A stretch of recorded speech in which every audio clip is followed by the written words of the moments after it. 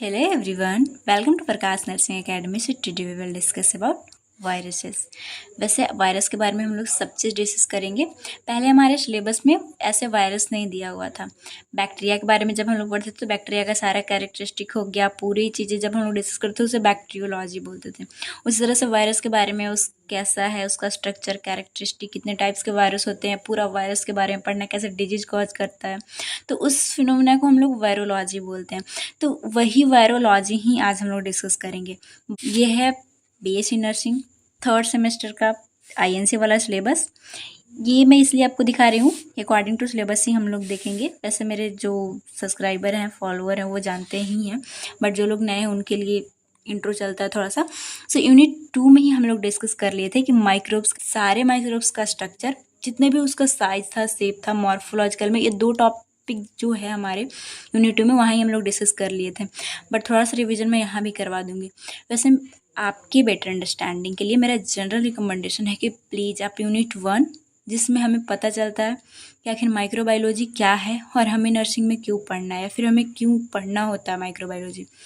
Unit 2 में आप जाते हो तो फिर हमें माइक्रोब्स का सारा स्ट्रक्चर पढ़ना होता है, एक लिविंग ऑर्गेनिज्म की तरह हमारे बॉडी में कैसे डिजीज कॉज करता है।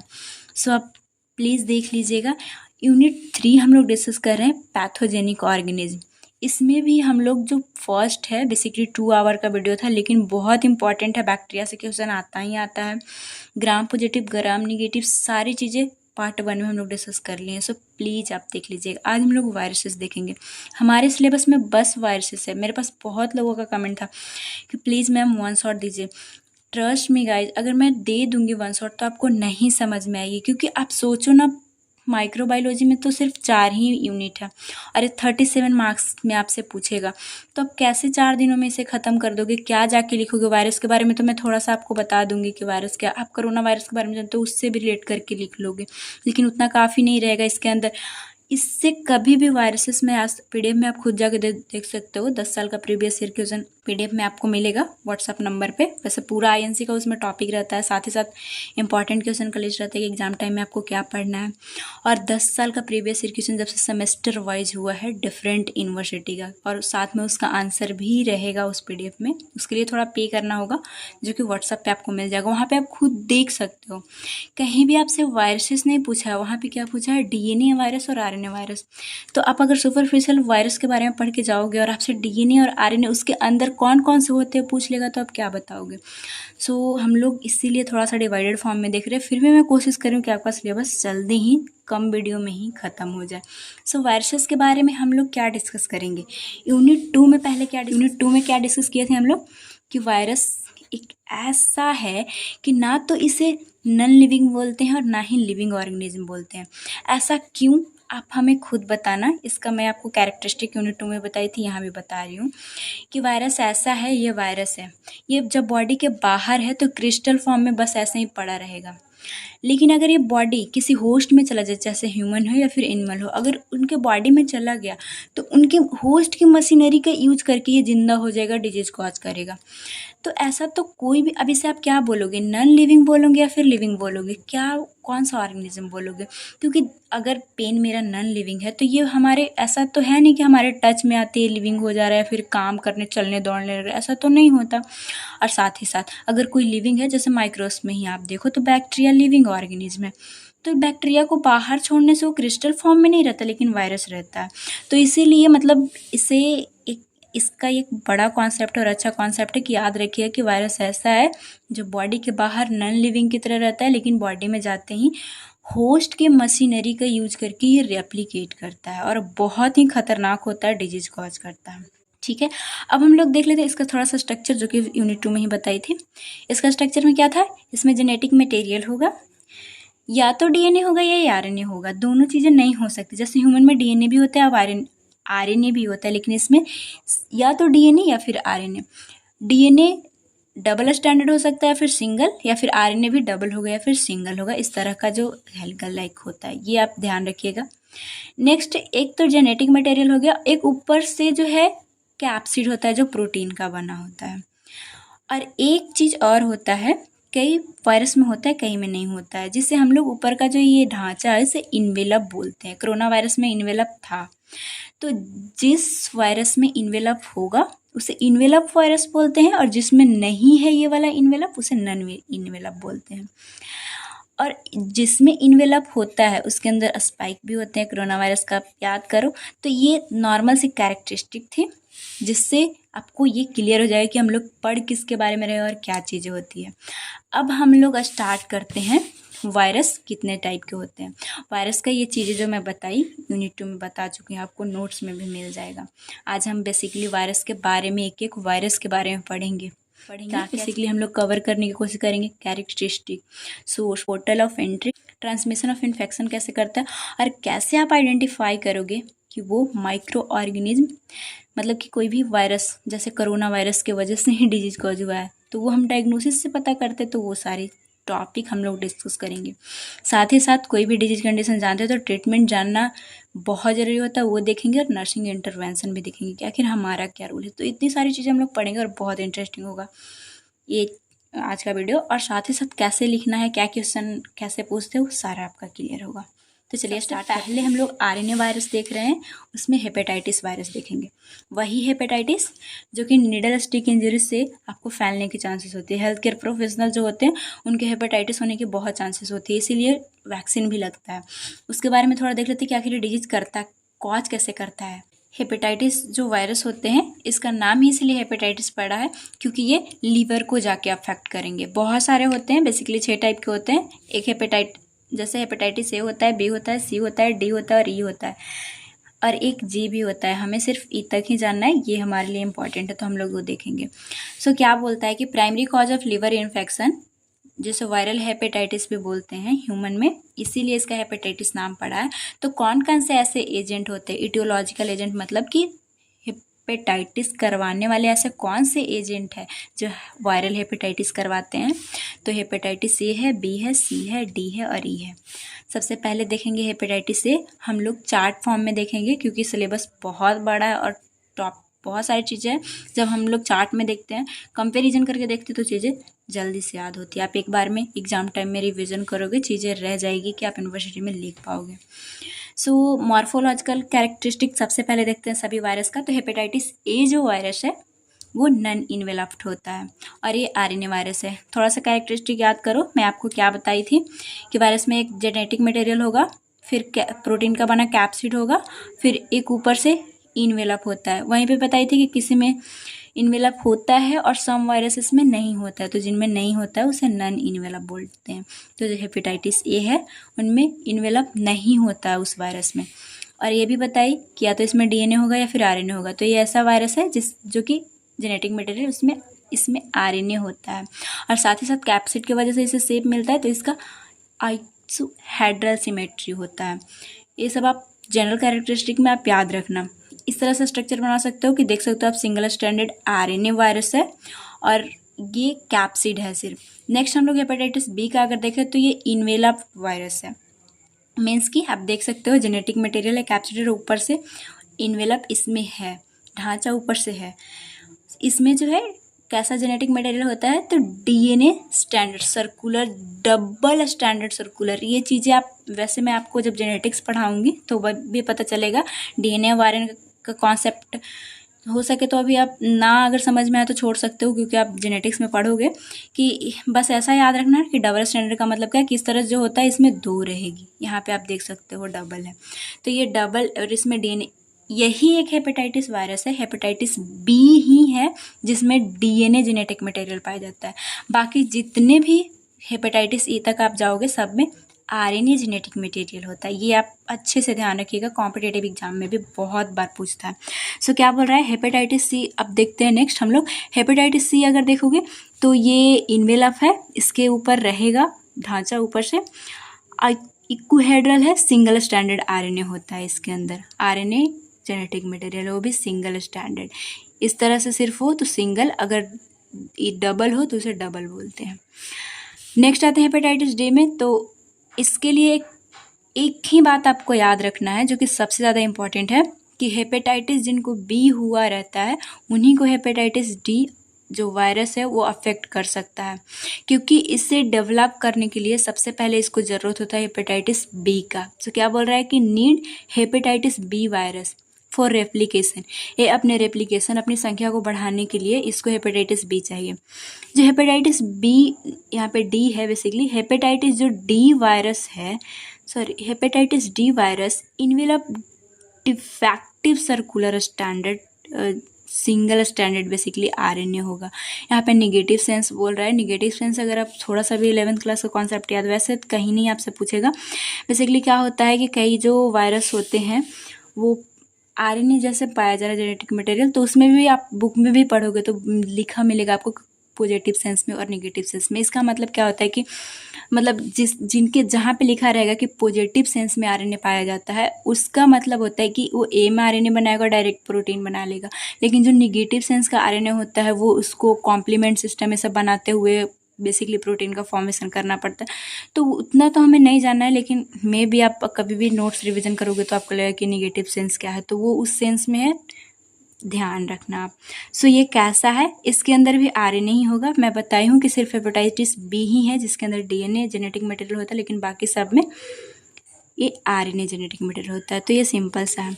हेपेटाइटिस सी वायरस का थोड़ा सा मॉर्फोलॉजिकल कैरेक्टरिस्टिक देख लेते हैं। तो ये भी नॉन इन्वेलप्ड होता है लाइक हेपेटाइटिस ई। फिर से आपको दो चीज़ें मिल गई, हेपेटाइटिस ए और ई नॉन इन्वेलप्ड है। बाकी जितने भी हेपेटाइटिस वायरस है वो इन्वेलप होते हैं।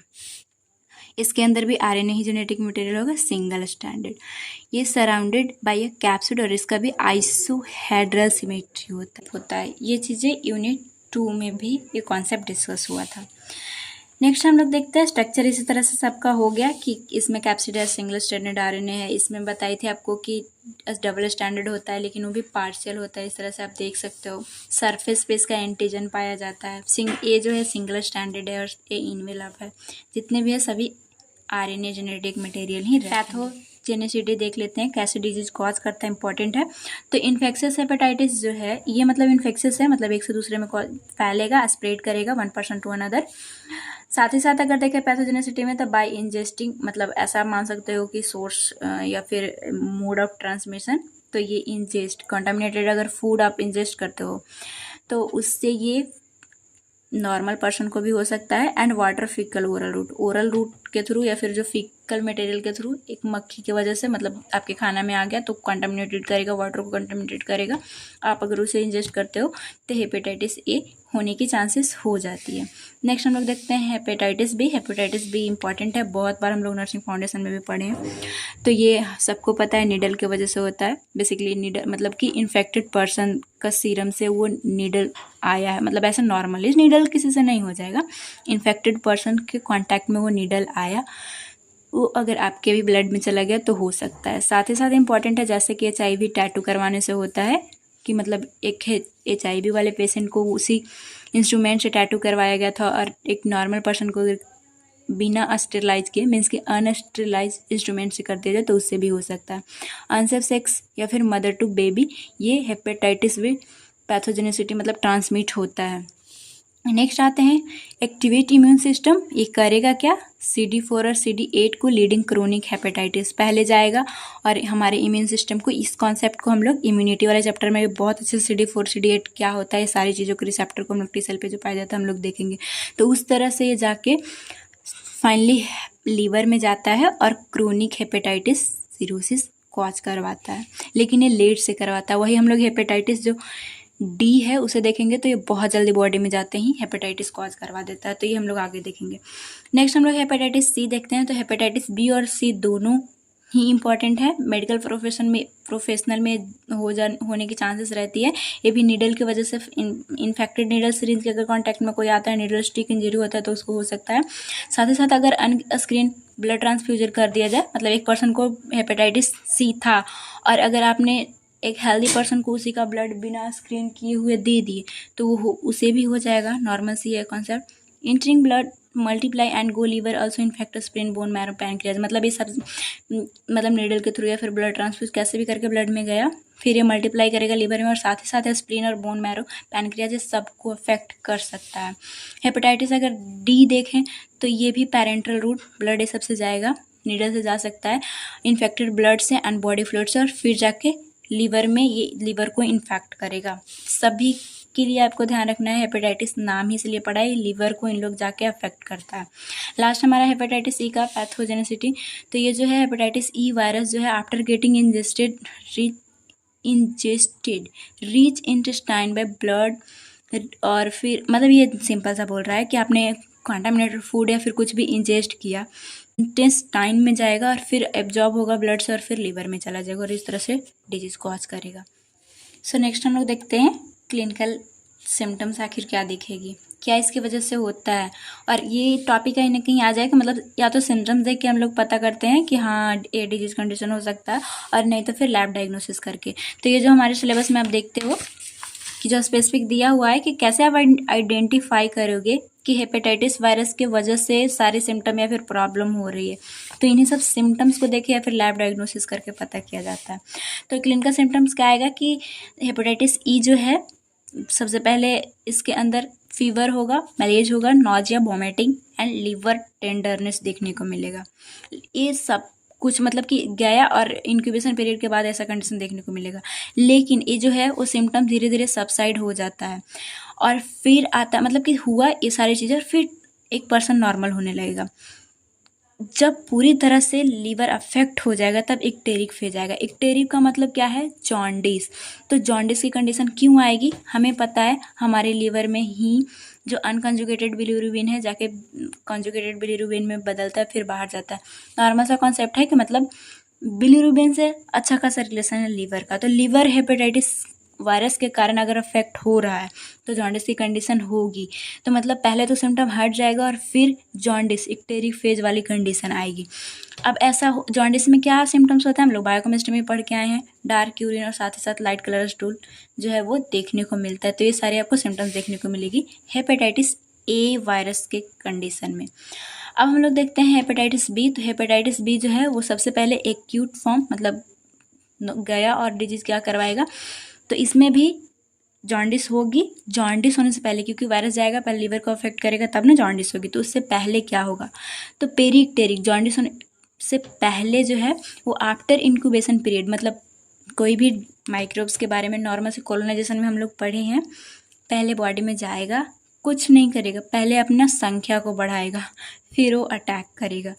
तो ये वही है कि इंक्यूबेशन पीरियड मतलब वो पूरा अपना कॉलोनी बना लिया, इसके बाद जो है वो तब पेन, नॉजिया, एनोरेक्सिया मतलब देखने को मिलेगा नॉर्मल से।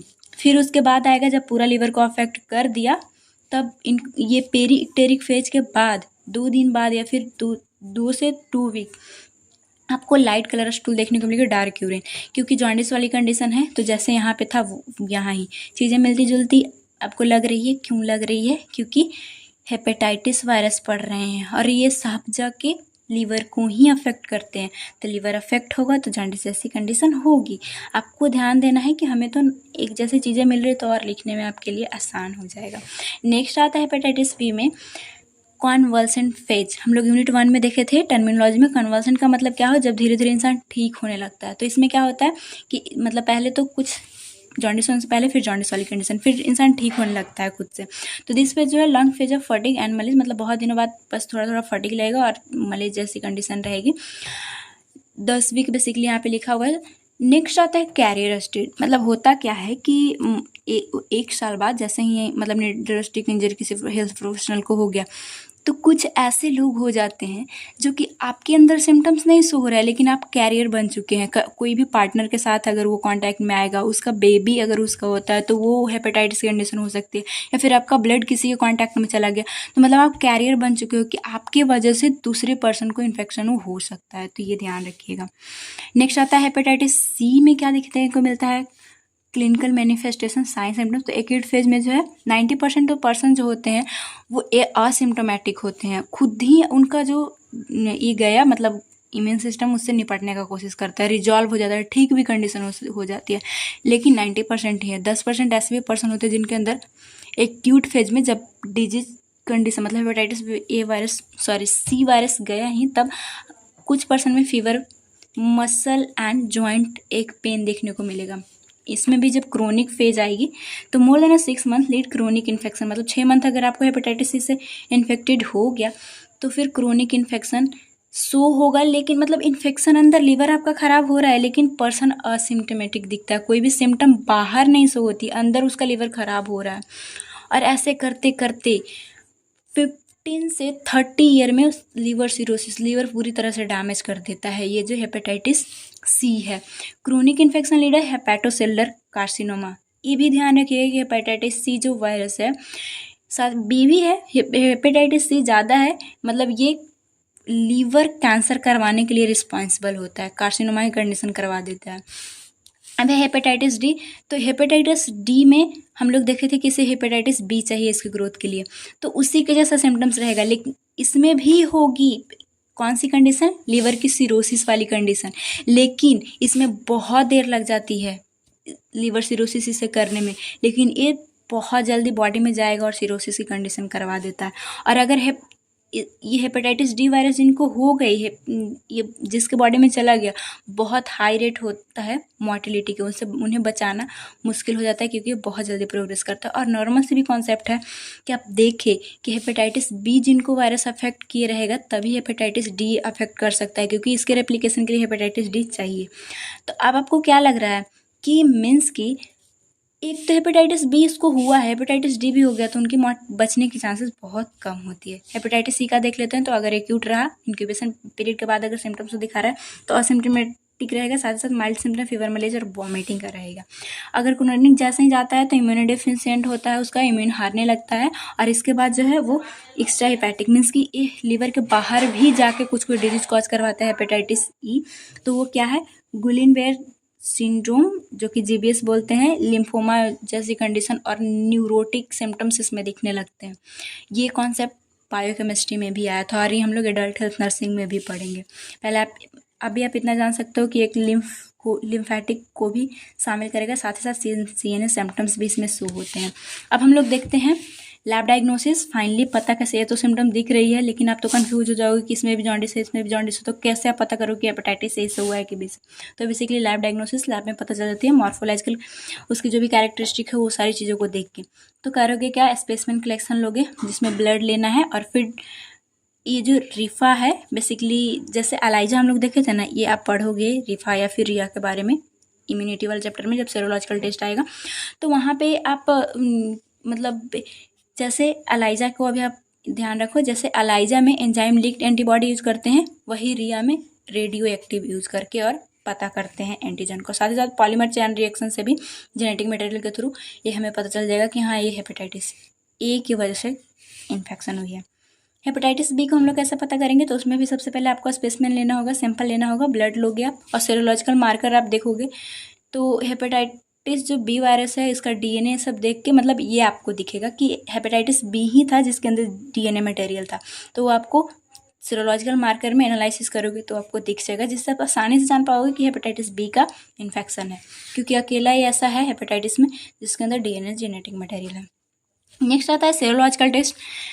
हेपेटाइटिस सी में देखेंगे कि सेरोलॉजिकल टेस्ट से पता करेंगे, मतलब एलाइजा से, या फिर इसको आईजीएम जो होता है represent recent, IgG represent late infection, मतलब सेरोलॉजिकल टेस्ट में इसमें इम्यूनोग्लोबिन के थ्रू पता किया जा सकता है। अगर आईजीएम शो हो रहा है तो ये रिसेंट दिखाता है। हम लोग जब इम्यूनोग्लोबिन पढ़े थे बायोकेमिस्ट्री में, और आगे भी आप इम्यूनिटी वाले चैप्टर में पढ़ोगे तो वहाँ पता चलेगा।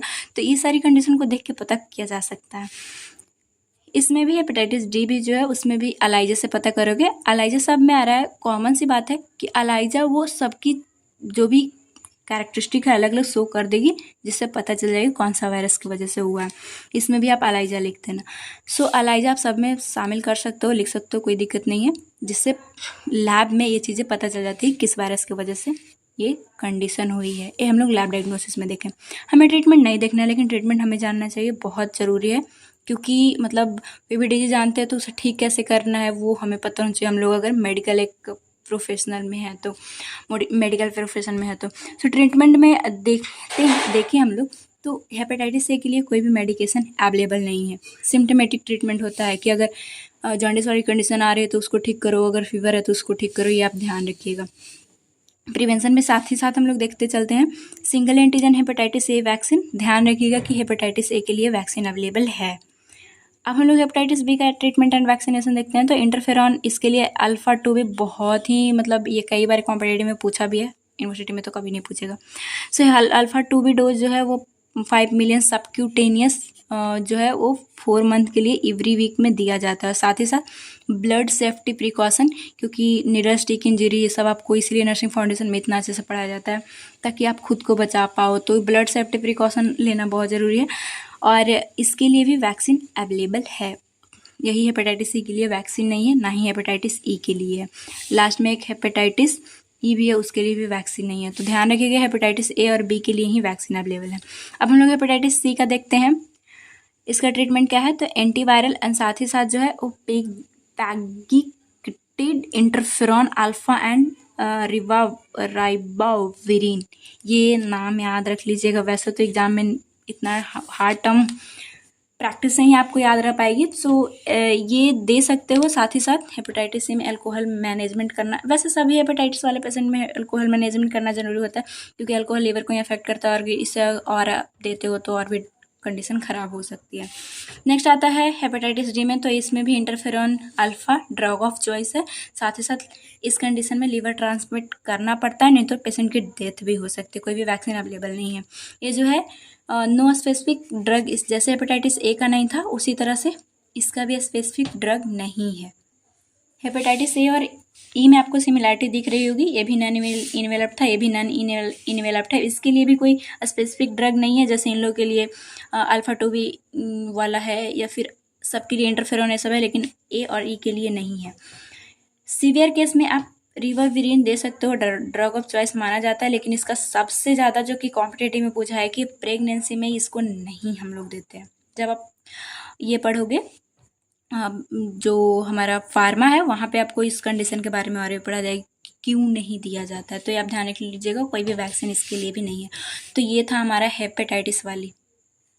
और एक बात और, कई बार आप देखे हो कि मतलब वायरस का ऐसा क्यों होता है कि उसकी वैक्सीन नहीं बन पाती, या फिर हेपेटाइटिस ए का या ई का नहीं है कोई स्पेसिफिक ड्रग, या फिर हमारे पास कोरोना वायरस भी हुआ था तो उसका इतना देर लगा था ये वैक्सीन बनाने में, फिर मेडिसिन के लिए, ऐसा क्यों होता है? तो देखिए ऐसा इसलिए होता है कि वायरसेस जो होते हैं ना, एक तो हम लोगों का मशीनरी का यूज़ करते हैं, और कई वायरस ऐसे होते हैं कि ये ऐसी इसके अंदर कैरेक्टरिस्टिक है कि मतलब ये अपना रूप बदलते हैं। अभी ये राम है, फिर ये श्याम बन जाएगा, मतलब कि सीता है तो गीता बन जाएगा। मतलब अभी हमारे इम्यून सिस्टम क्या करता है कि एक बार पहचानता है और फिर बोलता है कि अगर तुम, जैसे मेरे पास अभी कोई जैसे एक बच्चे के पास जब कोई डॉग की वजह से कोई डॉग जो उसको काटने वाला है, तो एक बार अगर वो भागते हुए देख लेता है, एक बार तो वो बहुत प्यार से वो डॉग के पास चला जाएगा, फिर जब वो डॉग दोबारा आता है तो अपने मम्मी को लेकर आता है। उसी तरह से हमारा इम्यून सिस्टम काम करता है कि पहली बार अगर कोई आया ना तो वो क्या है कि उससे पहले रिकॉग्नाइज करेगा और बोलता है कि तो दूसरी बार आ बेटा, तब तुमको हम बताते हैं। तो ये करता क्या है कि हबरी हम आएंगे नहीं तुम्हारे साथ कि तुम मुझे देखो, मैं अपने मास्क ला के आ जाऊँगा, दूसरा रूप में आ जाऊँगा। तो इसीलिए वायरसेस का इतना प्रॉब्लम होता है मेडिसिन के लिए। तो ये कॉन्सेप्ट भी आप ध्यान रखिएगा, इसीलिए इनका ड्रग भी सही से नहीं बन पाता है। सो बस इतना ही था हेपेटाइटिस के बारे में। अब हम लोग दूसरे वायरस के बारे में पढ़ेंगे। कुछ नहीं था हेपेटाइटिस में, हम लोग देखे कितने टाइप के हैं हेपेटाइटिस वायरस।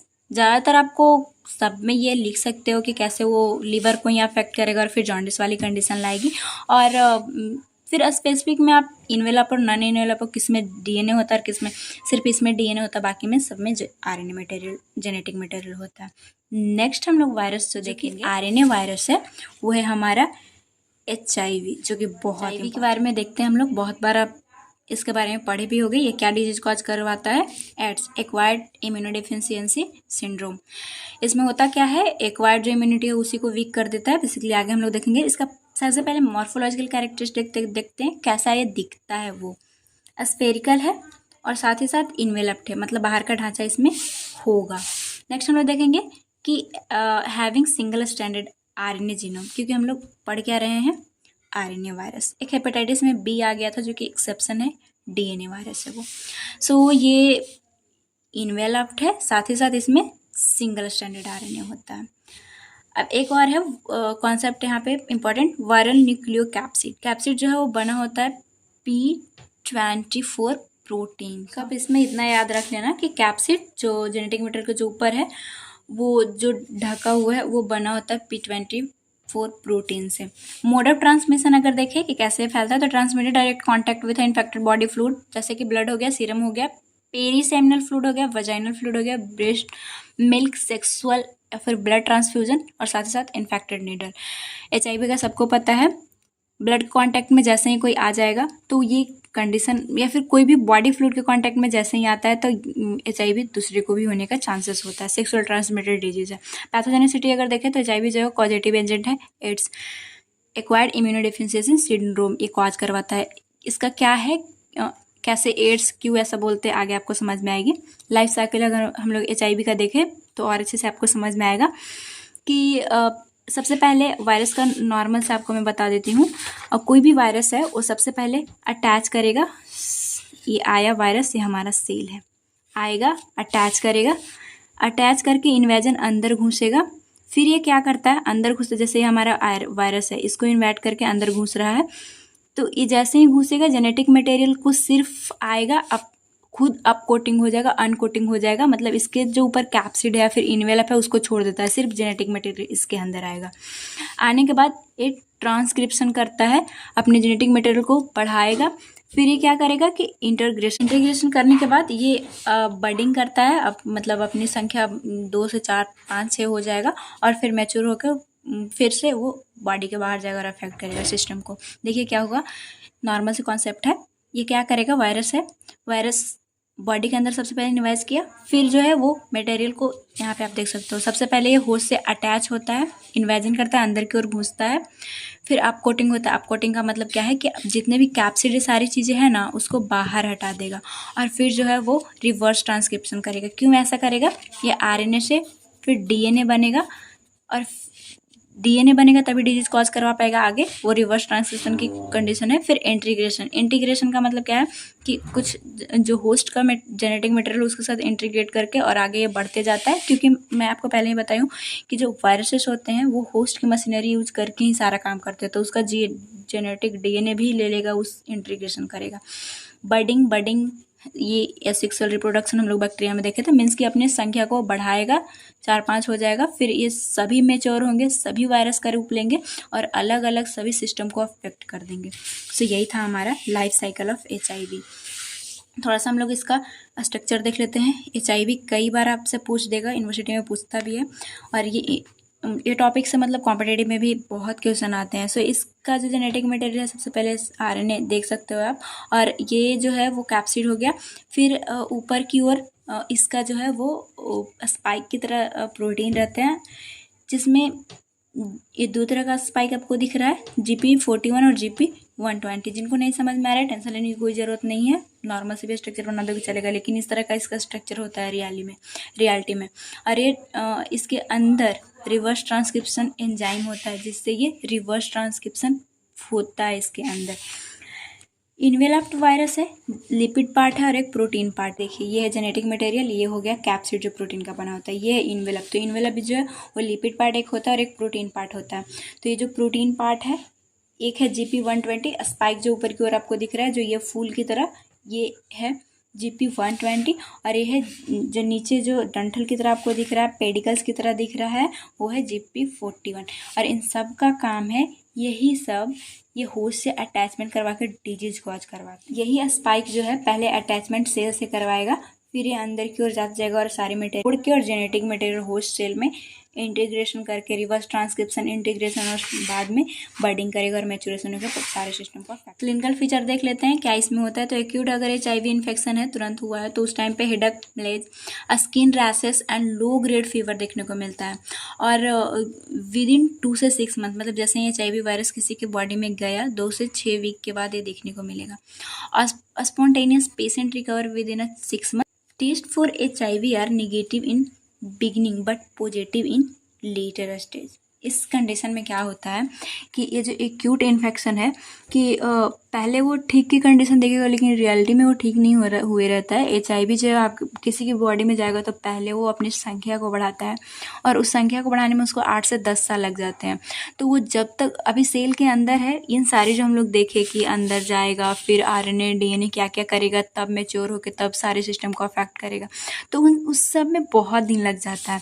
तो अगर आप HIV टेस्ट इस टाइम पे करवाते हो ना, जैसे कि आपको लग रहा है कि हाँ मैंने एक HIV पेशेंट से ब्लड मेरे कांटेक्ट में आ गया, तो HIV उस टाइम पे निगेटिव आने की चांसेस रहती है, क्योंकि वो सेल के अंदर है और वो दिख नहीं पाता है ब्लड में। लेटर स्टेज में वही पॉजिटिव हो जाता है। सो वही यहाँ पे लिखा हुआ है बस। नेक्स्ट आता है असिम्प्टोमेटिक और लेटेंट इन्फेक्शन। मैं बताई कि 10 साल इसको इन्फेक्ट करने में पूरे बॉडी को लग जाता है।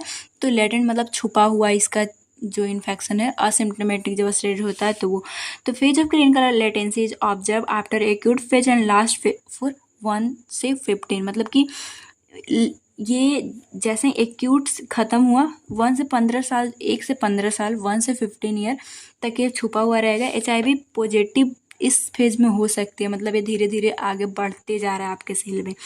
After HIV infection take at least 10 year for AIDS and CD4 cell count fall 200 और लेस। सिंपल सी बात है कि HIV इन्फेक्शन कम से कम 10 साल लेगा ही लेगा, 1 से 15 साल ले सकता है या फिर 10 साल कम से कम लेगा। तो HIV इन्फेक्शन जब होगा तो वो करता क्या है कि ये जो है वो, जैसे मैं आपको बताई कि जो सेल में वायरसेस घुसते हैं, तो जो ये HIV है वायरस, वो CD4 सेल है उसको अफेक्ट करता है, और उसको अफेक्ट करेगा जिसके वजह से धीरे धीरे उसका काउंट कमते जाता है, उसके अंदर जाता है। जैसे ही मैच्योरेशन हो जाएगा वो बस्ट करके और बाहर निकलता है। तो जितने अफेक्ट जितना ज़्यादा करेगा उतने सेल मरते जाते हैं और कम होते जाते हैं। एक बात और इम्पॉर्टेंट है कि जो ये स्टेज है इस मतलब कि एक्यूट फेज में जो T सेल है उस जो CD4 ज़्यादा देखने को, क्योंकि उस टाइम ये लड़ने के लिए एक्टिवेट होकर आता है। ये CD4 T सेल वॉटेवर हम लोग इम्यूनिटी में पढ़ेंगे, बस अभी आप ध्यान रख लो। वैसे जब रिवीजन करोगे तब तक इम्यूनिटी भी खत्म रहेगा आपके एग्जाम से पहले। सो ध्यान रखना कि इस धीरे धीरे CD4 सेल का ही काउंट कमते जाता है HIV में। अगर परसिस्टेंट जनरलाइज लिम्फो एडिनोपैथी, मतलब लिम्फ नोड को भी अफेक्ट करता है, लिम्फ नोड इनलार्ज दिखने लगते हैं। एड्स रिलेटेड कॉम्प्लेक्सिटी क्या होता है कि ये बहुत इंपॉर्टेंट है कि जिनको HIV है वेट लॉस 10% हो जाता है, 10% हो जाता है। परसिस्टेंट उनको डायरिया रहता है और अनएक्सप्लेन फीवर रहता है, बहुत ज़्यादा फीवर, जिसको एक्सप्लेन भी नहीं कर सकते उनको इतना ज़्यादा फीवर रहता है। एड्स क्या है, मतलब कि ऐसा नहीं है HIV आया मतलब बॉडी में उसको हम लोग एड्स नहीं बोल देंगे। एक्वायर इम्यूनोडेफिशिएंट सिंड्रोम, आपकी जो एक्वायर्ड इम्यूनिटी, इनेट इम्यूनिटी एक होता है, एक एक्वायर्ड, मतलब एक्वायर्ड जो CD ये सब सेल वे सब जो काम करते हैं उसी को ये अफेक्ट कर देता है। उसके अफेक्ट होने के वजह से डिजीज़ कॉज होता है और बहुत सारे सिम्टम्स दिखते हैं, इसीलिए इसके एक्वायर्ड इम्यूनोडेफिशिएंसी सिंड्रोम बोलते हैं।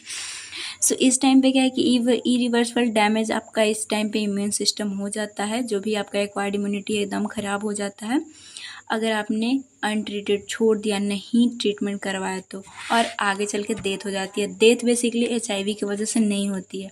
HIV इन्फेक्शन जो है इतना डैमेज कर देता है बॉडी को कि उनको नॉर्मल कोई भी बैक्टीरिया अपने माइक्रो मतलब फ्लोरा का भी जो बैक्टीरिया है वो भी उनको डिजीज़ कॉज करती है। तो नॉर्मल जब हमारे बॉडी में कोई भी बैक्टीरिया नॉर्मल से जाएगी तो उसका इम्यूनिटी उसको किल कर देगा, लेकिन ये तो इम्यूनिटी HIV की वजह से उसका ख़राब हो जाता है, जिसकी वजह से उनकी डेथ तक हो जाती है। नॉर्मल पैरासाइट हो गया, ये सब चीज़ों की वजह से, फंजाई सब की वजह से। नेक्स्ट आता है पीडियाट्रिक। नॉर्मल सी बात है कि जिनकी मम्मा HIV से पॉजिटिव रहती हैं उनके बच्चा को भी होने के चांसेस रहता है। ये फर्स्ट ट्राइमेस्टर ऑफ प्रेगनेंसी में ही ट्रांसमिट हो जाता है बेबी में भी। वैसे अभी बचाने की भी बहुत सारी टेक्निक आ गई है अगर सही टाइम पे डायग्नोस हो जाए तो। नेक्स्ट आता है लैब डायग्नोसिस। ये तो सिम्टम्स था, अब लैब डायग्नोसिस क्या है। लैब डायग्नोसिस में सिंपल ल्यूकोसाइट काउंट देखोगे, ध्यान रखना ये नॉर्मल ल्यूकोसाइट काउंट जो है वो फर्स्ट टाइम में इंक्रीज रहेगा, उससे लड़ने की ये भी कोशिश करता है और धीरे धीरे ये कम होने जाने लगता है। बेसिकली CD4 ये कम जाएगा जैसे जैसे ये बढ़ेगा एड्स वाला। एलाइजा से ये पता चल जाएगा। इसके बाद आता है PCR polymerase chain reaction. Viruses के लिए PCR सबसे ज़्यादा काम करता है। Amount of virus in blood, ये भी आपको PCR से पता चल जाएगा। और एक वेस्टर्न ब्लड टेस्ट इंपॉर्टेंट है। कन्फर्मेटरी टेस्ट है, इसमें बेसिकली इलेक्ट्रोफोरेसिस का कॉन्सेप्ट आता है, प्रोटीन की मूवमेंट, ये सब सारी चीज़ों को देखा जाता है। ध्यान रखिएगा। वेस्टर्न ब्लॉट टेस्ट, इसका कन्फर्मेटरी टेस्ट है, किसका? एड्स का, HIV वायरस का। हमेशा मैं आपको बताई हूँ कि ट्रीटमेंट आप थोड़ा सा ही याद रखना, जानना जरूर। इसमें जो जैसे कि RNA से ये DNA बन रहा है रिवर्स ट्रांसक्रिप्शन के थ्रू, तो उसी को इनहिबिट कर दिया जाए तो ये ग्रोथ नहीं करेगा, तो इसीलिए न्यूक्लियोसाइड रिवर्स ट्रांसक्रिप्टेज इनहिबिटर अगर हम लोग देंगे टेनोविर, तो ये किल होगा, इससे ये मतलब कंडीशन कंट्रोल होगी। नेक्स्ट अब RNA वायरस है, वो है इन्फ्लुएंजा। अभी तक हम लोगों ने एक हेपेटाइटिस देखा, हेपेटाइटिस में 5 पाए, इसके बाद हम लोगों ने एक HIV को देखा। अब इन्फ्लुएंजा वायरस देखते हैं। इन लोग स्पेसिफिक आपसे एग्जाम में कभी भी पूछ दिया जा सकता है, तो जैसे मैं बता रही हूँ उसी कंटेंट को आप रिवाइज करें ना PDF से। जिनको लेक्चर देखने में नींद आती हो तो मैं ऐसा कभी नहीं आपको मना किया कि आप नोट्स नहीं बनाओ, आप बना सकते हो, शॉर्ट नोट्स बना सकते हो। अगर पूरा लिखते हो तो बहुत टाइम लगती है। जो नहीं बना सकते, जिनके पास बहुत एग्जाम पास है, वो PDF से आप देख लेना। वैसे PDF में 10 साल का प्रीवियस ईयर क्वेश्चन और उसका आंसर भी आपको साथ ही में मिल जाएगी। सो इन्फ्लुएंजा वायरस जो है ये भी एक RNA वायरस है, इन्वेलप्ड है, सेगमेंटेड, इसमें negative sense single standard RNA होता है, निगेटिव और पॉजिटिव सेंस मैं बता चुकी हूँ पहले ही। सेगमेंटेड का मतलब क्या है? बेसिकली 8 सेगमेंट इसमें होते हैं, यहाँ से आप देख सकते हो, इस तरह से सेगमेंटेड होता है। विरुलेंस फैक्टर इसे प्रोवाइड करेगा, डिजीज कॉज करवाने में और ज़्यादा हेल्पफुल होता है। सिंगल स्टैंडर्ड RNA जो कि नियरली स्फेरिकल है, मतलब पूरी तरह से स्फेरिकल नहीं है बट स्फेरिकल ही दिखता है।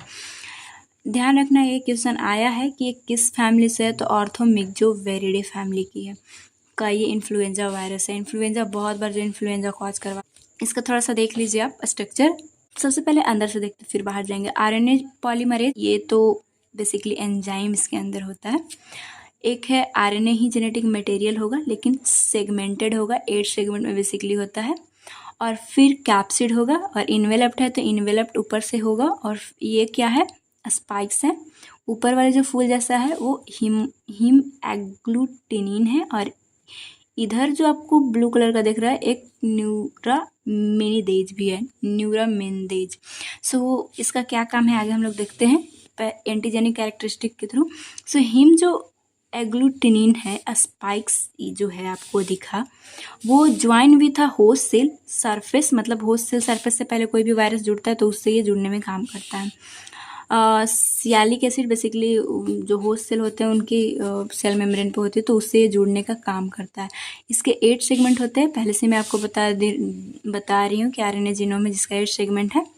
एंटीजेनिक शिफ्ट मतलब रूप बदलने में काम करेगा। इन्फ्लुएंजा सीता गीता जो बन जाएगा, इसको ट्रीट करना भी बहुत मुश्किल हो जाता है। नेक्स्ट आता है 2 मेन सरफेस प्रोटीन है, हीम एग्लूटिनिन एच और न्यूरामिनिडेज। यहाँ पे आप देख रहे हो न्यूरामिनिडेज और एक hemagglutinin. Help in host cell attachment, यही वाली बातें यहाँ से आ गया। हीम एग्लूटिन को एच मतलब शॉर्ट में लिख सकते हैं, और न्यूरा को एन। ये कई बार ऐसे आप कभी सेट वेट मारोगे तो देखने को मिलेगा। यूनिवर्सिटी से तो इतना डीप नहीं पूछेगा, लेकिन जो चीज़ें हैं मैं चाहती हूँ आप डीप पढ़ो।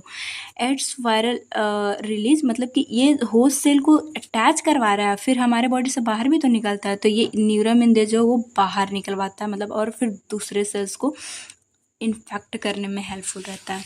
नेक्स्ट आता है कि इन्फ्लुएंजा का कैसे ट्रांसमिशन होता है, तो रेस्पिरेटरी ड्रॉपलेट और डायरेक्ट कॉन्टैक्ट से। क्लिनिकल डिजीज क्या इससे होगा, सबको पता है इन्फ्लुएंजा वायरस इन्फ्लुएंजा कॉज करता है, फ्लू लाइक सिम्टम होते हैं, साथ ही साथ निमोनिया भी कॉज करवा सकता है। नेक्स्ट हम लोग RNA वायरस देखेंगे, रेबीज वायरस, जो कि बेसिकली डॉग बाइट से होता है, डॉग के अंदर ही होता है। ये भी RNA वायरस है। अब तक हम लोग कौन कौन सा RNA देखे? एक हेपेटाइटिस, दूसरा था हमारा। सो नेक्स्ट देखते हैं RNA वायरस रेबीज है। थोड़ा सा इसके बारे में जानेंगे क्योंकि इसके वजह से डॉग बाइट की वजह से होता है। किस फैमिली का है, तो रैप्डोवायरिडी फैमिली का है ये, ध्यान रखिएगा। MCQ में कभी भी पूछ सकता है। टाइप से कौन सा है, मतलब जनरल जो मॉर्फोलॉजिकल कैरेक्टरिस्टिक जो हम लोग पहले से ही देखते आ रहे हैं, तो सिंगल स्टैंडर्ड RNA होता है, निगेटिव सेंस में होगा। मीन्स कि बहुत सारे वो जो इस तरह से इसको आगे जाके प्रोटीन बनाना पड़ेगा। नॉन सेगमेंटेड होता है, मतलब जैसे हम लोग आगे देखें कि 8 सेगमेंट है, तो इस तरह का कोई इसके RNA में सेगमेंट नहीं होता। इन्वेलप्ड होता है, मीन्स कि ऊपर वाले इन्वेलप्ड ढांचा इसका होगा। शेप कैसा होता है, तो बुलेट शेप का इसका स्ट्रक्चर होता है। कैरेक्टरिस्टिक अगर हम लोग देखें तो ये न्यूरोट्रॉफिक वायरस है, मीन्स कि देखते हुए जिनको डॉग बाइट होती है वो कुत्ते की तरह आवाज़ निकालना स्टार्ट कर देते हैं, उनके सीएनएस अफेक्ट हो जाता है।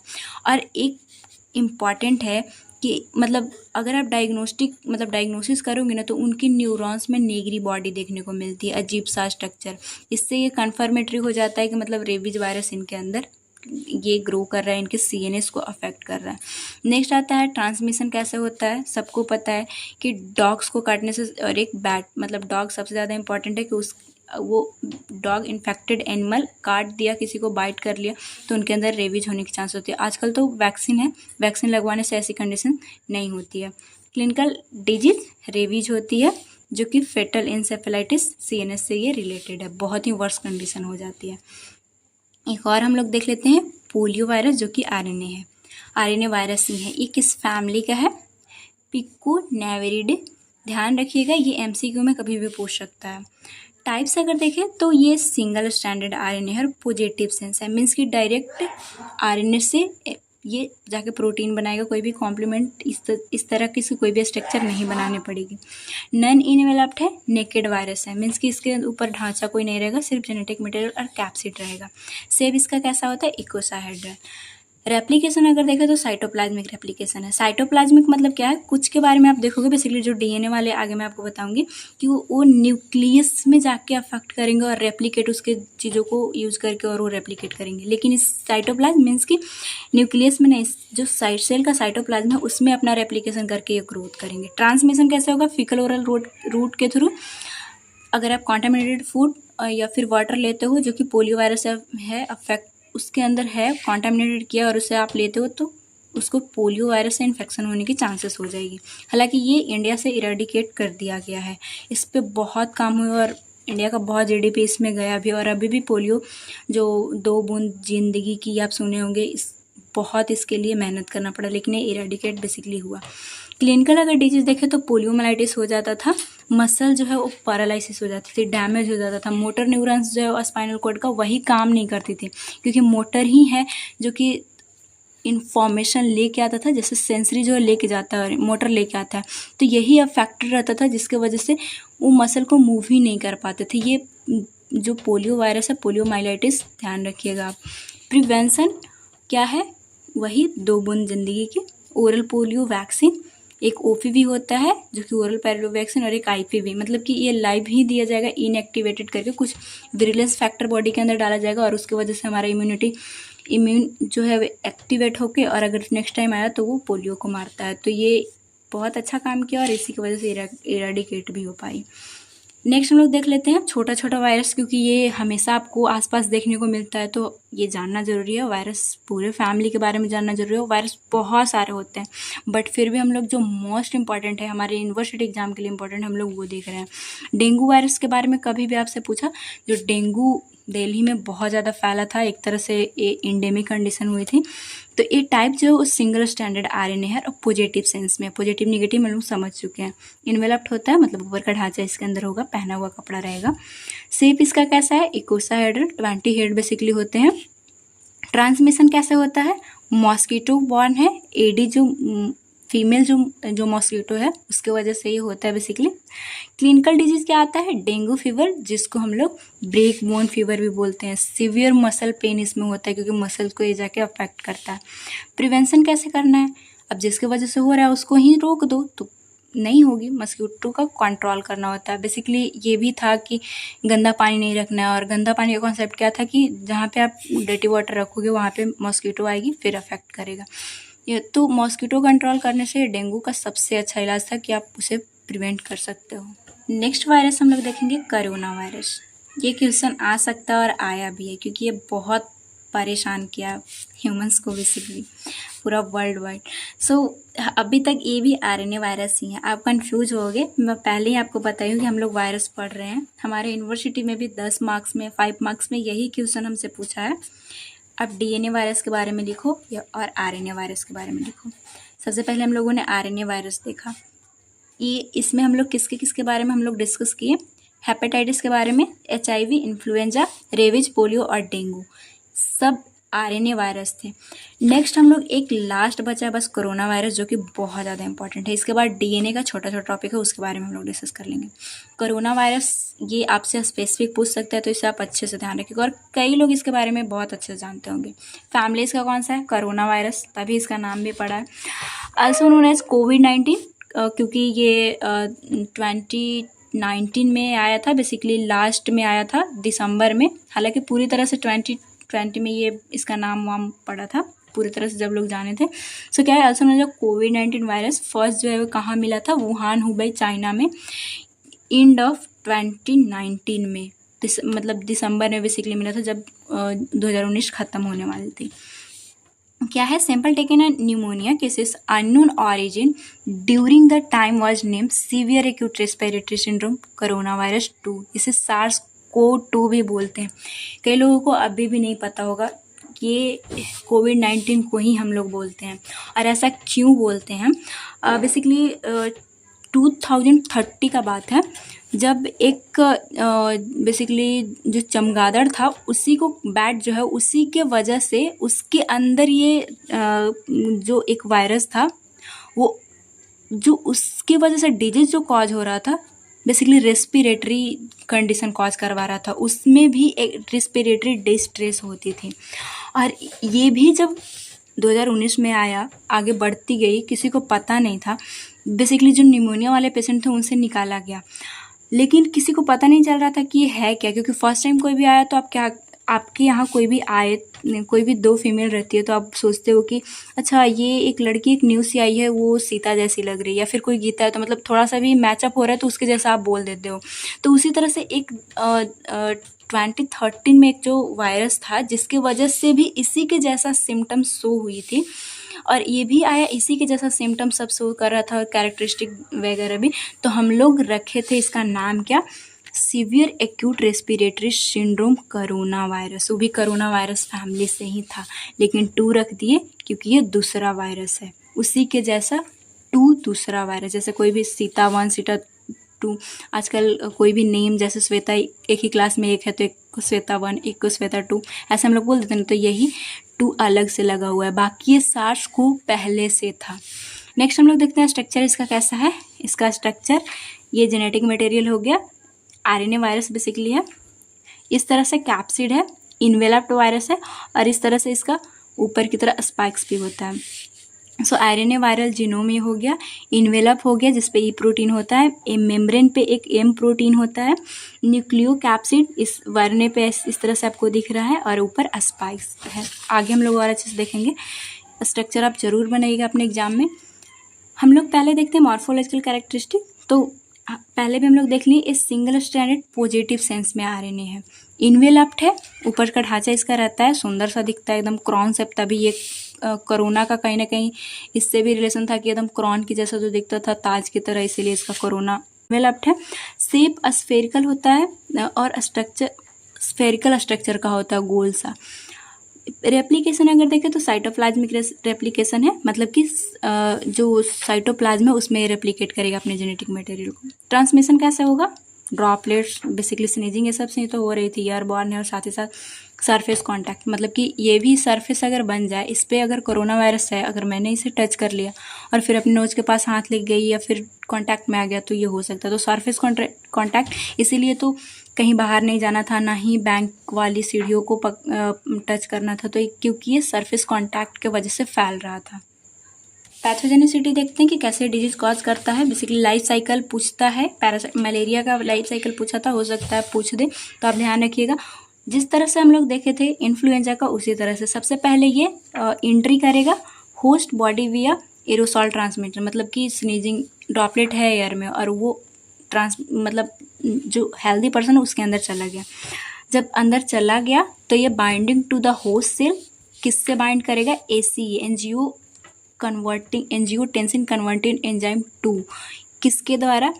इससे subunit of viral spike subunit. देखो यहाँ पे क्या बोल रहा है, क्या हुआ? ये वायरस जो कोरोना वायरस है वो सबसे पहले नोज के थ्रू गया, ये ट्रांसमिशन हो गया, अब ये लंग्स में जाएगा। ये जो 2 रिसेप्टर है एंजियोटेंसिन कन्वर्टिंग एंजाइम 2, उससे ये उसी पे ये बाइंड करेगा, उसी रिसेप्टर पे S1 सब यूनिट। यहाँ पे जो मैं आपको स्पाइक दिखाई थी ये है S1 सब यूनिट और ये है S2। इससे ये जुड़ेगा और ये S2 एंजियोटेंसिन कन्वर्टिंग एंजाइम जो ACE2 है उससे S1 जुड़ता है स्पाइक का जो पार्ट है और S2 होस्ट सेल से जुड़ता है। तो इम्पॉर्टेंट है, इसीलिए थोड़ा सा हम लोग डीप जानेंगे। तो आप ध्यान रखिएगा कि ACE2 रिसेप्टर जो लंग्स का है उससे ये बाइंड होता है वायरल स्पाइक प्रोटीन, और साथ ही साथ अब क्योंकि ये ACE2 रिसेप्टर से बाइंड हो गया, अब उसको पेनेट्रेट करके अंदर जाएगा। तो viral and host cell membrane जो है फ्यूजन, मतलब कि सेल पहले इस पे रिसेप्टर था हमारे जो लंग्स का है जो भी सेल ACE2, उससे S1 बाइंड हुआ। अब ये जो S2 है वो सेल से बेसिकली आएगा फ्यूजन में और ये अंदर चला आएगा। अब क्या है वायरल रेप्लिकेशन, ट्रांसक्रिप्शन, ट्रांसलेशन कुछ नहीं, आपको इतना ध्यान रखना है कि अपने जेनेटिक मटेरियल को RNA से DNA में कन्वर्ट होगा, बहुत सारे ऐसे ही कॉपियाँ बनाते जाएगा और तब जाके protein biosynthesis, cytoplasm and release of new viral particle, मतलब कि प्रोटीन सिंथेसिस सारा चीज़ें साइटोप्लाज्म में ही हम लोग देखिए साइटोप्लाज्मिक रेप्लिकेशन करता है और तब न्यू वायरल पार्टिकल्स रिलीज करके transport newly formed viral particles and extra cellular space. कुछ नहीं, अपना ट्रांसक्रिप्शन किया सबके लिए, ये जो है वो cytoplasm and release new viral particles, मतलब सब एक वायरस में बनेगा और newly particle extra cellular space, इस सेल से मतलब एक सेल में पहले तो अपना कॉपी बनाया, फिर प्रोटीन की तरह ये पूरी तरह से वायरस बन गया और अब इससे ये रिलीज होके और एक्स्ट्रा सेलुलर में आएगा। और जब एक्स्ट्रा सेलुलर में आ गया तभी ये जो है वो अब कोई स्नेजिंग कर रहा है या फिर दूसरे सेल को अफेक्ट करना है, 2 से 4 या 1000 हो गया, सारी सेल को अफेक्ट कर रहा है, फिर वो स्नेजिंग कर रहा है तो वो बाहर आ जाएगा और फिर वो दूसरे को अफेक्ट करता था। इस तरह से इसका साइकिल चलता था। कुछ नहीं ध्यान देना है, बस इतना ही ध्यान देना है।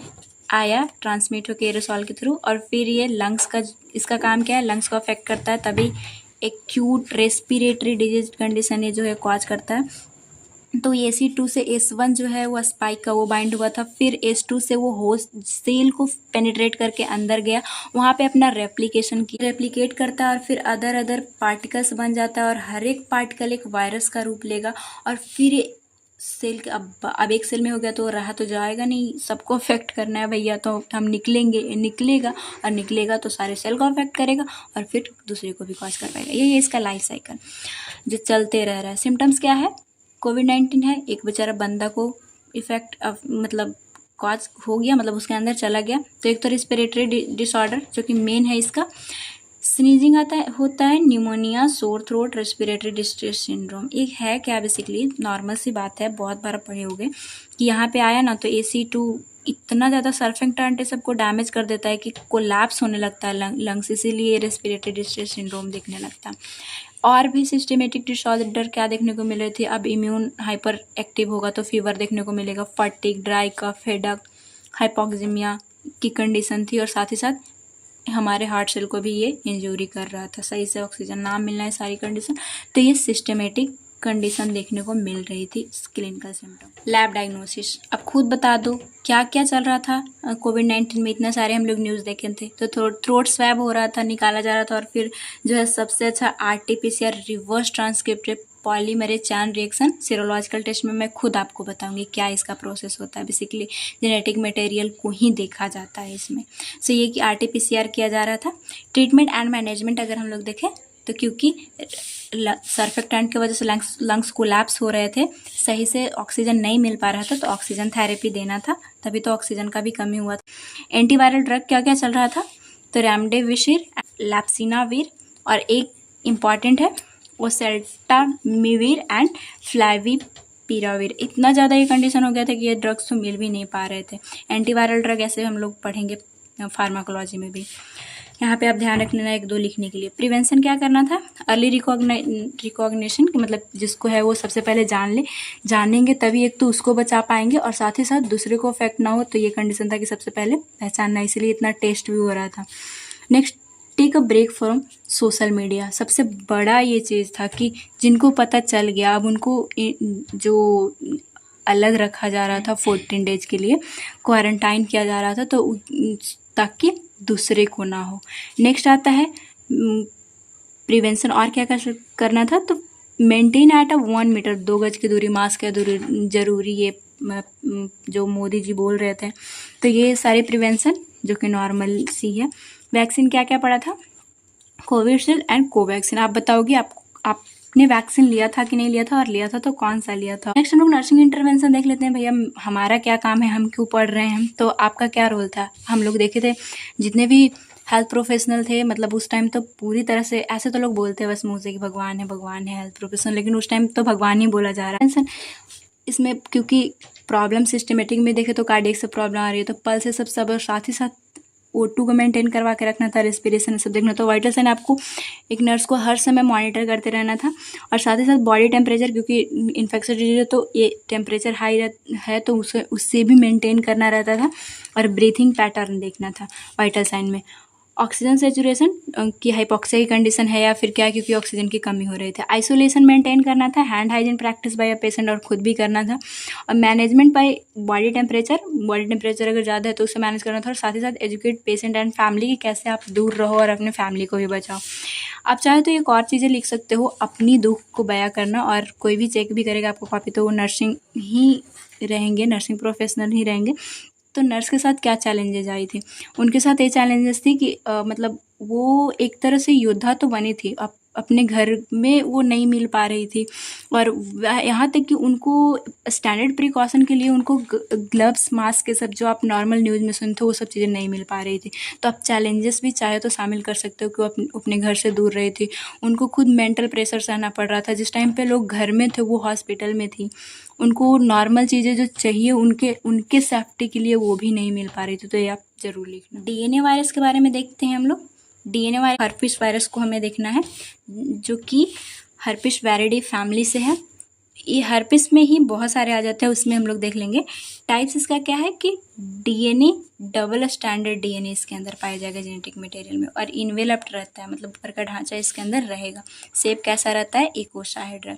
रेप्लिकेशन न्यूक्लियर रिप्लिकेशन करेगा। अभी तक हम लोग क्या देख रहे थे कि साइटोप्लाज्म में रेप्लिकेशन कर रहा था, लेकिन ये जो हर्पिस वायरस है वो सीधा जाके न्यूक्लियस में जाके रेप्लिकेट करता है, अपनी कॉपियाँ बनाता है। की फीचर इसका क्या है डीएनए वायरस का, सो एस्टैब्लिश लेटेंट इन्फेक्शन, जैसे कि रिमेन डॉर्मेंट एंड रीएक्टिवेट, मतलब कि ये गया बॉडी में छुप के रहेगा, आपको सिम्टम्स नहीं दिखाएगा, और बाद में फिर रीएक्टिवेट हो जाता है। इंपॉर्टेंट मेंबर कौन से है, क्योंकि मैं बताई स्पीसीज है, इसके अंदर बहुत सारे मेंबर्स आएंगे। सो हर्पिस सिम्प्लेक्स वायरस, इसके बारे में आप सुने होंगे, इसको HSV1 बोलते हैं। ये ओरल हर्पिस कॉज करवाता है, कोल्ड सोर्स। एक है हर्पिस सिम्प्लेक्स वायरस जो कि 2 है, HSV जो कि जेनेटिक हर्पिस कॉज करवाता है। एक है वैरिसेला जोस्टर वायरस, इसका शॉर्ट फॉर्म में VZV जो कि chicken pox and singles cause करवाता है। नेक्स्ट आता है एप्स्टीन बार वायरस, इसके बारे में भी आप सुने होंगे। ये क्या कॉज करवाता है, इन्फेक्शियस मोनोन्यूक्लियस या फिर ग्लैंडुलर फीवर और एक बर्किट लिम्फोमा, एक जैसी कंडीशन एप्स्टीन बार वायरस की वजह से देखने को मिलता है। इसके बारे में आप और भी MSN में पढ़ोगे। नेक्स्ट आता है साइटोमेगालो वायरस CMV, इसके वजह से कंजेनाइटल इन्फेक्शन, मतलब कि ऐसा बर्थ से ही डिफेक्ट है इन्फेक्शन होने की। ये सब ट्रांसमिशन कैसे होता है, तो डायरेक्ट कांटेक्ट, मतलब जिनको हुई है उसके कांटेक्ट में आप आ जाते हो तो ये आपको भी हो सकती है। रेस्पिरेटरी ड्रॉपलेट्स के थ्रू हो सकती है, और एक बॉडी फ्लूइड के भी कांटेक्ट में आप आते हो तो ये कंडीशन कॉज हो सकती है। इसके अंदर और भी देखें, जैसे कि डीएनए वायरस आपसे स्पेसिफिक पूछता है, तो एक तो आप हर्पिस वायरस के बारे में लिखोगे, इसके मेंबर्स के बारे में लिख देना, उतना ही बस इसमें इम्पॉर्टेंट है। ज़्यादा हम लोगों को हमेशा, आपको आगे भी disease condition community health nursing में पढ़ोगे तो वो RNA वायरस की वजह से देखने को मिलता था, लेकिन कुछ चीज़ें जो इंपॉर्टेंट था मैं डीएनए वायरस के बारे में बता दे रही हूँ। एक हर्पिस वायरस है। नेक्स्ट आता है एडिनो वायरस, जो आपके सिलेबस में उतना ही टॉपिक हम लोग लेकर चलेंगे। कैरेक्टरिस्टिक्स अगर देखें तो ये डबल स्टैंडर्ड डीएनए, हम लोग डीएनए वायरस के अंदर ही पढ़ रहे हैं, तो ये डबल स्टैंडर्ड डीएनए होता है इसके अंदर, मतलब स्टैंड डबल रहेगा और डीएनए जेनेटिक मटेरियल रहेगा, इन्वेलप नहीं है, ऊपर का ढांचा इसमें नहीं रहेगा। ट्रांसमिशन कैसे होता है, फीकल ओरल रूट के थ्रू, मतलब इंजेस्ट कर लेते हो तो। Respiratory droplet and directly contact की वजह से हो सकता है। एडिनो वायरस क्या डिजीज कॉज करवाता है? तो रेस्पिरेटरी इन्फेक्शन, साथ ही साथ कंजक्टिवाइटिस से करवा सकता है। ड्रॉपलेट्स के थ्रू फैल रहा है तो रेस्पिरेटरी इन्फेक्शन नॉर्मली भी आप लिख लोगे, इसे याद ना भी किया तो। नेक्स्ट आता है एक pox virus. Double standard DNA इसमें जेनेटिक मटेरियल पाया जाता है, इन्वेलप्ड है, जिस तरह से हमारा हर्पिस वायरस इन्वेलप्ड था। नेक्स्ट हम लोग देखते हैं कि जो पॉक्स वायरस है वो कैसे ट्रांसमिट होता है, तो वो भी ये भी डायरेक्ट कांटेक्ट और रेस्पिरेटरी ड्रॉपलेट्स के थ्रू। क्या कॉज करवाता है? स्मॉल पॉक्स वायरस की वजह से स्मॉल पॉक्स होती है। नेक्स्ट आता है पार्वो वायरस, जिसमें सिंगल स्टैंडर्ड डीएनए होते हैं। अभी तक हम लोग देख रहे थे डबल स्टैंडर्ड डीएनए, चाहे वो हर्पिस वायरस था या फिर एडिनो या फिर पॉक्स वायरस, लेकिन एक हमारा पार्वो वायरस जो है वो सिंगल स्टैंडर्ड डीएनए होता है। इसमें इन्वेलप्ड नहीं होता है, रेस्पिरेटरी ड्रॉपलेट से फैलता है। इसमें एक सिम्टम्स देखने को मिलता है, इसमें स्लैप चिक सिंड्रोम देखने को मिलता है। फिफ्थ डिजीज से बोलते हैं। ऐसा लगता है बच्चा को क्यूट सा बच्चा को किसी ने थप्पड़ लगा दिया हो। या 4 लिख देते हो तो इतना मतलब ठीक रहेगा। डीएनए वायरस बेसिकली 3 से 4 मार्क्स या फिर 2 मार्क्स में ही पूछा है। तो डीएनए वायरस आएगा तो डीएनए वायरस मतलब लिखना कि इसमें जेनेटिक मटेरियल जो है वो डीएनए रहेगा, और फिर इसके अंदर कौन कौन से आ रहे हैं वो सारे वायरसेस के बारे में लिख देना। सो होपफुली आप वायरस के बारे में अच्छे से समझ पाए होंगे। थोड़ा सा समराइज हम करें तो क्या हम लोग पढ़े? वायरस पढ़े। वायरस का कैरेक्टरिस्टिक वायरस है क्या, स्ट्रक्चर तो हम लोग यूनिट 2 में ही देख लिए थे। जिन लोगों को पूरा यूनिट देखना है, डिस्क्रिप्शन बॉक्स में हर एक वीडियो का लिंक रहेगा, वहाँ से आप जाके देख सकते हो।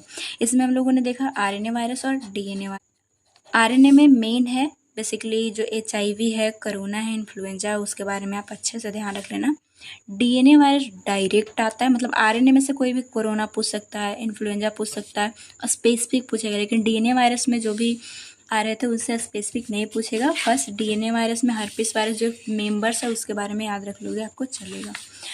सो आज के लिए बस इतना ही। जिनको नोट्स चाहिए नंबर शो हो रहा होगा, नोट्स आप जाकर वहाँ परचेज कर सकते हो। डिस्क्रिप्शन बॉक्स में भी लिंक है जिससे सीधा आप नोट्स पे पहुँच सकते हो। नोट्स का अगर मैं फीचर बताऊँ, हर एक टॉपिक डिटेल में डीप, मतलब बेसिक टू एडवांस है, उसमें सारे टॉपिक्स मिल जाएंगे। इंपॉर्टेंट क्वेश्चन का लिस्ट रहेगा ताकि आप एग्जाम टाइम में उसे रिवाइज कर सको, और साथ ही साथ सबसे मोस्ट इम्पॉर्टेंट फीचर जो है उसका 10 साल का प्रीवियस ईयर क्वेश्चन, जिससे आपको आइडिया लग पाएगी जब से सेमेस्टर वाइज एग्जाम हुआ है कैसा क्वेश्चन पूछता है, कैसे हमारे सिलेबस से ही क्वेश्चन आता है और कॉन्सेप्चुअल भी आ रहा है तो हमारे पढ़े हुए चीज़ों से ही कैसे आ रहा है और उसे लिखना कैसे। अब चाहो तो जाके वहाँ से परचेज कर सकते हो। Thanks for watching. जिन लोगों को वीडियो अच्छा लगता है, ट्रस्ट मी गाइज, बहुत मेहनत लगता है इन सारे कॉन्सेप्ट को एक वायरस, अगर आप एक वायरस को भी YT पे भी ढूंढोगे तो कंटेंट नहीं मिल पाती है। 3-4 बुक रेफ़र करती हूँ, फिर आपके लिए अच्छा कंटेंट मिल पाता है।